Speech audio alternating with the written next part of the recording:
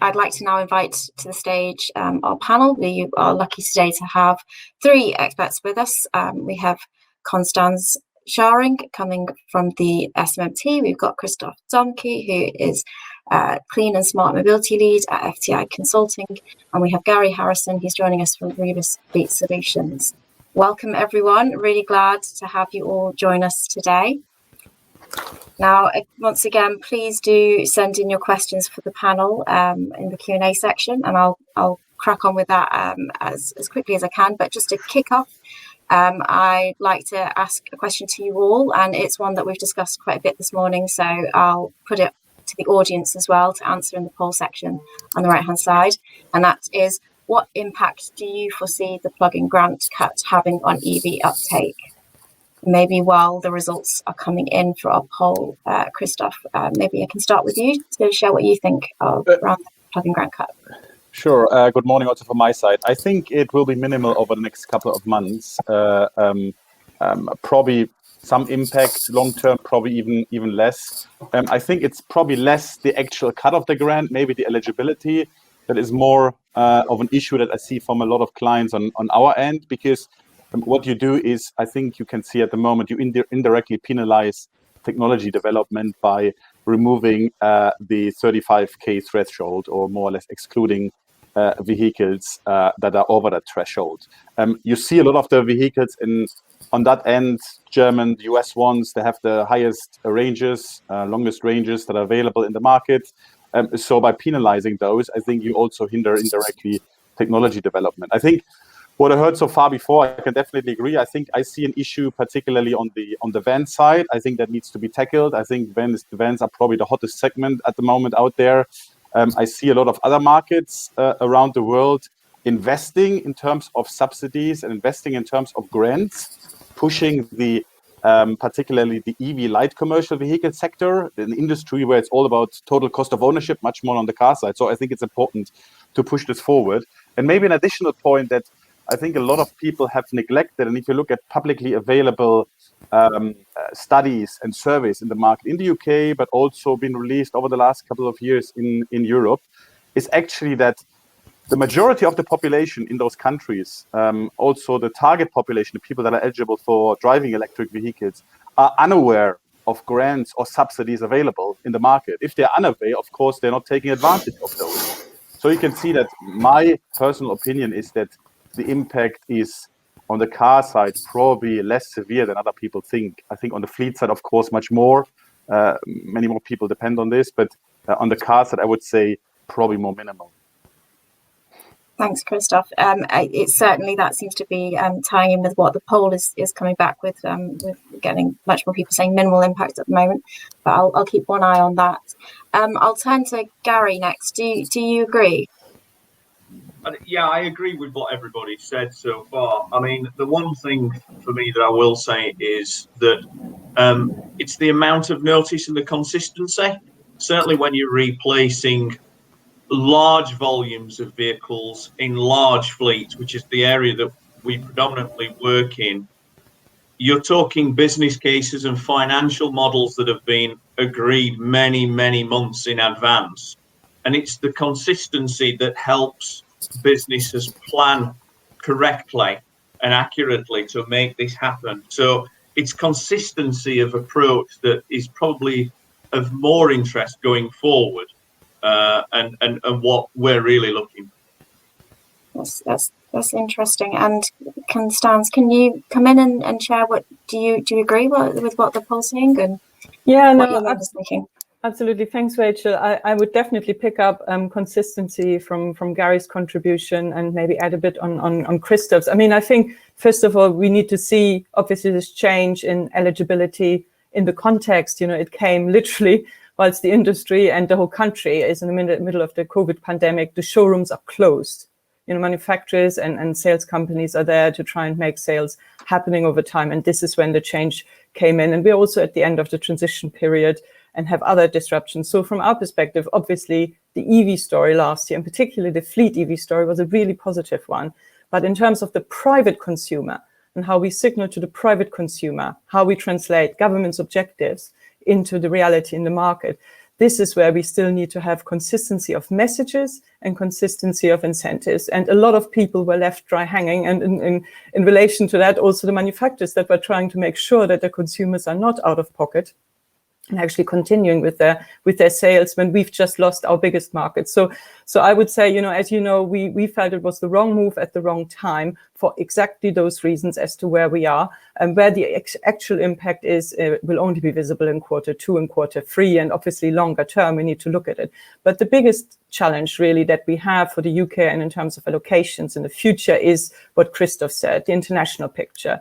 If you look at the kind of market incentives that are available and are made available as part of COVID recovery and the recovery packages, and compare that to the movement in the UK, where you have high ambition policy but low ambition incentives, then that can play out in allocation decisions, in addition to what it tells the consumer. So we would really argue, if we have high ambition policies, we really need to bite the bullet and overcome what survey after survey tells us is still a barrier to consumer uptake, which is the cost, and I'm sure we'll come to that, TCO as well as upfront price going forward, as well as the infrastructure and the adequacy, the experience of the consumer. So we really need to tackle them, and that's what the focus should be in 2021. Thank you. We're having a few questions coming through. The first question is from John Lindsay. He's asking, if the benefit in kind benefit was removed or significantly reduced, do you think that there would be the same uptake of BEVs in the fleet sector, and where is the volume currently coming from? I don't know who wants to start on that. Gary, did you have a view on that? Don't really have a lot of involvement in benefiting kind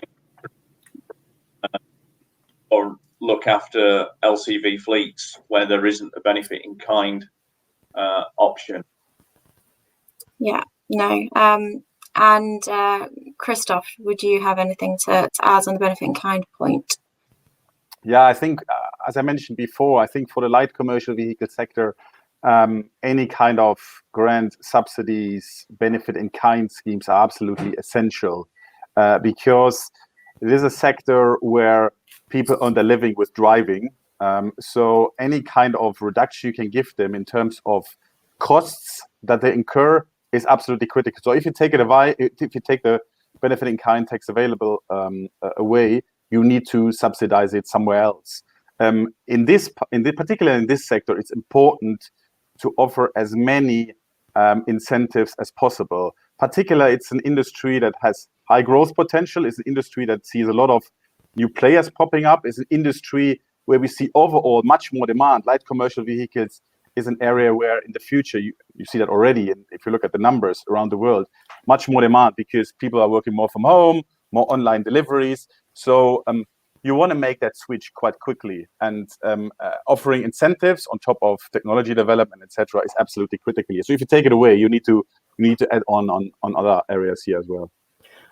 And if I could add to that, I totally agree. I think the same what we said about the private consumer applies absolutely to fleets, and we've seen that in the market. So last year in 2020, BEV registration by fleets and business were double those of private consumption, and that was 100% on the back of a much more favorable and in the future consistent outlook on the incentive side. So I do think we should take the positive lessons from the fleet side at the moment and really apply them forward, and also look at the more longer term fiscal picture that we need to just give consumers and businesses clarity into the future to 2030. We've also just had a question through from David Bushnell, who has said, do you feel that larger LCV fleets are absorbing the majority of the grant, and has that halted the uptake by smaller LCV fleets yet to make the transition? A little bit like our poll question first thing this morning with an electric vehicle sort of super league. What are the panel's views on that? Do you think that the danger is without sort of I think I'd spread that even wider between larger and smaller LCV fleets into the car and van split as well, because that's obviously an issue that keeps getting flagged as well, that the grant isn't ring fencing funding for vans versus cars. How can we sort of make that a little bit fairer? Gary, what are your views on how the grant is getting split up? It's an interesting question. I guess we'd be classified on the large side of things. I guess my question back would be, has the grant actually run out? So are any of the small operators not getting access to the grant because big operators have absorbed it all? I'm not aware of that actually happening. I think from an environmental perspective and what the government's objectives actually are, it's to transition as fast as possible into a low emission fleet. And the more vehicles that can be bought and replacing of ICE vehicles as fast as that can be done, the better it is for the environment. So I think the grant is driving the right behaviours. I think it's probably not reasonable to restrict large fleet operators from getting access to the grant because everybody's in the same boat. We're all trying to achieve the same objectives. So I'm like I said, I'm not aware of the grant actually running out, so I don't think it's a problem, if I'm honest. And Christoph or Constanza, would either of you like to add anything to that? Well, I mean, from my side, I would probably just highlight, that certainly the electric revolution will happen in LCV, and we've seen already the products that are coming. So we would truly hope that there will be enough offer of a greater variety to every type of fleet and every type of business consumer to drive this forward. So I'm quite optimistic there. I agree with what both said. Great.